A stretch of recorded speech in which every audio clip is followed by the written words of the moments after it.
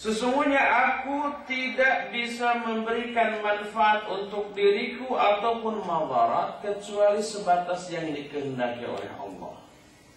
Seandainya aku bisa mengetahui hal yang gaib, pasti aku akan memperbanyak kebaikan dan aku tidak akan dikenai kejelekan sedikit pun. Aku ini tiada lain kecuali seorang pemberi peringatan dan pemberi kabar gembira bagi kaum yang beriman. Itu Nabi Muhammad SAW. Tidak tahu yang gaib, kecuali kalau diberitahukan oleh Allah Subhanahu wa Ta'ala.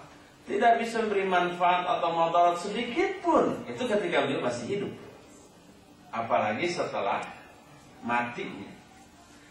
Dari ayat-ayat tadi kita mengetahui bahwa Nabi SAW tidak memiliki hak untuk disembah atau diibadati oleh makhluk yang lainnya.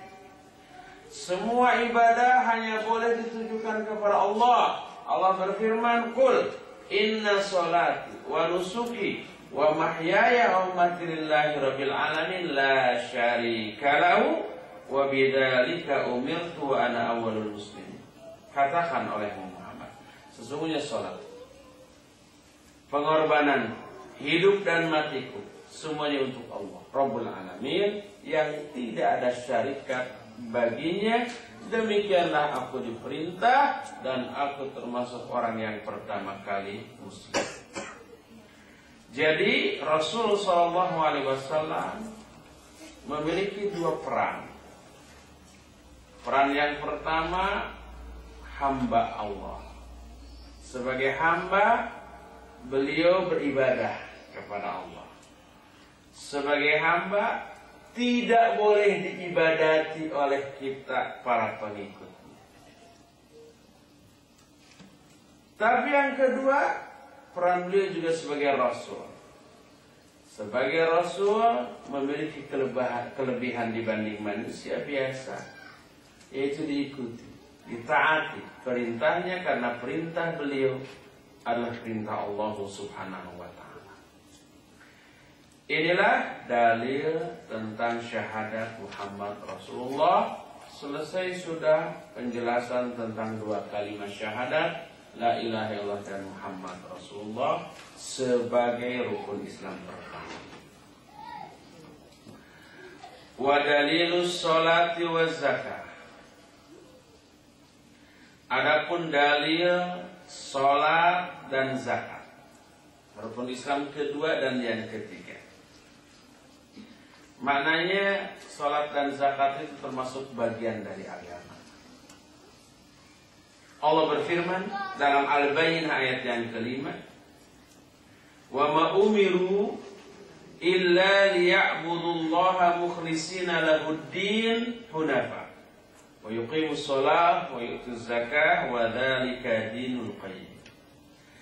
Dan tidaklah manusia diperintahkan kecuali untuk beribadah kepada Allah dengan mengikhlaskan semua agama hanya untuknya secara lurus dan menegakkan sholat lalu menunaikan zakat. Mungkin timbul pertanyaan, di ayat ini dikatakan di awal bahwa tidaklah manusia diperintahkan kecuali untuk ibadah kepada Allah dengan ikhlas. Tapi di akhirnya dan menegakkan sholat dan menunaikan zakat. Bukankah sholat dan zakat termasuk bagian ibadah yang sudah disebut di awal? Dijawab, iya. Dan ini menurut kaidah disebut bab ataf khas alal am, mengatofkan sesuatu yang khusus kepada sesuatu yang umum. Karena apa? Karena ibadah adalah umum. Itu disebut di awal ayat, wa ma umiru illa liya'budullah. Tidaklah manusia diperintahkan kecuali untuk beribadah kepada Allah. Ibadah kan umum, bisa sholat, zakat, saum, haji, menuntut ilmu, ta'awun al-birri wa taqwa dan seterusnya, umum. Kemudian di akhir ayat disebut wa yuqimus shalah wa yutuz zakah, menegakkan sholat dan menunaikan zakat. Berarti ini khusus. Sholat adalah ibadah yang khusus. Zakat ibadah yang khusus. Yang khusus ini diatofkan kepada yang umum. Padahal sholat dan zakat sudah tercakup di dalam ibadah yang umum tadi. Tapi kenapa disebut lagi? Disebutnya jenis ibadah secara khusus setelah menjelaskan ibadah secara umum, menunjukkan super pentingnya dua jenis ibadah ini sehingga disebut secara khusus. Lihat umpamanya ayat tanazzalul malaikatu warruhu fiha. Pada malam Lailatul Qadar turun para malaikat dan juga ruh. Yang dimaksud ruh di sana adalah malaikat Jibril. Bukankah malaikat Jibril termasuk para malaikat yang sudah disebut di awal? Iya. Lalu kenapa disebut lagi? Menunjukkan spesialnya beliau di mata Allah Subhanahu wa taala dibanding malaikat-malaikat lain pada umum. Menunjukkan pentingnya sehingga walaupun sudah disebut secara umum tapi disebut lagi secara khusus. Seperti itu juga ini. Ibadah disebut secara umum di awalnya, lalu sholat dan zakat disebut secara khusus di akhirnya, menunjukkan amat sangat pentingnya sholat dan zakat dan mewakili dua jenis ibadah yang berbeda. Sholat merupakan ibadah badan, zakat merupakan ibadah harta. Dua-duanya disandingkan oleh Allah penyebutannya dalam banyak ayat karena mewakili dua jenis ibadah yang berbeda. Ya, sholat hanya badan, zakat hanya harta. Kata Allah di akhir ayat itu, wadzalika dinul qayyimah, wadzalika, dan yang demikian itu. Maksud yang demikian itu adalah ibadah kepada Allah secara ikhlas, salat dan zakat. Wadzalika, yang demikian itu yang barusan disebutkan, dinul qayyimah, itulah agama yang lurus. Agama yang lurus apa? Ibadah secara ikhlas, salat dan zakat sebagai dua ibadah yang amat penting dibanding ibadah-ibadah yang lainnya pada umumnya.